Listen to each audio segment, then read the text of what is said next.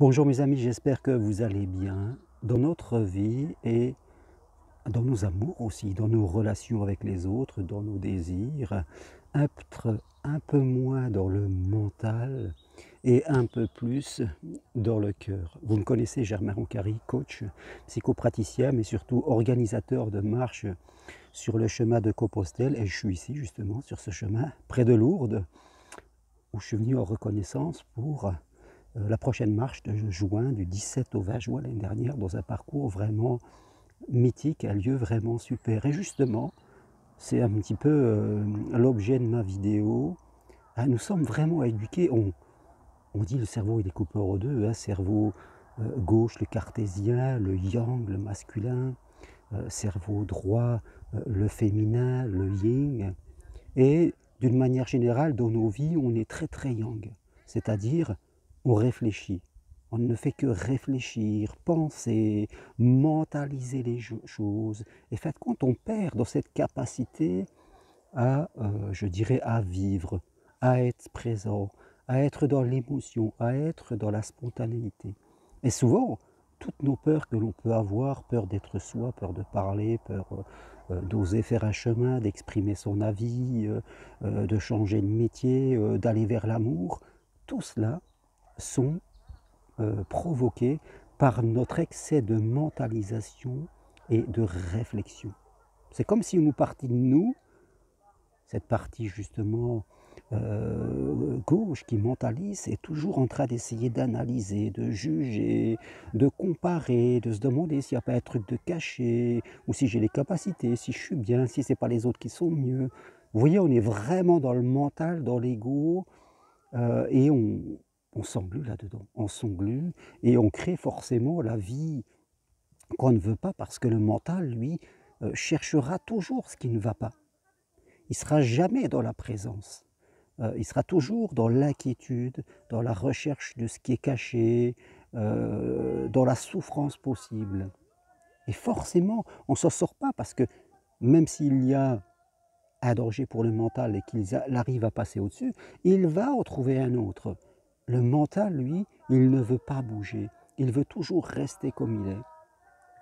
Et c'est cette partie-là de nous qui nous tient prisonniers, comme le chat qui a la pelote de laine, je dirais, qu'il va falloir quitter pour réactiver l'autre partie qui est plus dans la créativité, qui est plus dans l'émotion, qui est plus dans l'amour et qui laisse venir aussi la vie. Parce que la vie, c'est une rivière qui coule et on ne sait pas toujours ce qui va se passer. Mais ce qu'on sait, c'est que quoi qu'il arrive, pour nous, ça sera une possibilité de progresser. On sait que quoi qu'il arrive, nous aurons les capacités et c'est un chemin d'évolution. Que la vie est ainsi, que la vie c'est comme la météo, il y a des jours de grand beau temps, il y a des jours nuageux, des jours où il pleut et des orages, mais que nous avons les vêtements, que nous avons tout ce qu'il faut pour vraiment vivre la vie que nous désirons, malgré les aléas, malgré les difficultés, et que nous ne devons pas vivre enfermés. Souvenez-vous de Platon, il écrivait déjà à son époque, plusieurs milliers d'années, hein, sa fameuse caverne. L'homme est enfermé dans une caverne et il regarde le mur et il a le dos tourné à la lumière. Il a peur de se retourner car il a peur de sa propre lumière. Et c'est ça que nous devons, je dirais, dépasser, ne pas être enfermé dans notre grotte mentale par cet excès de mentalisation.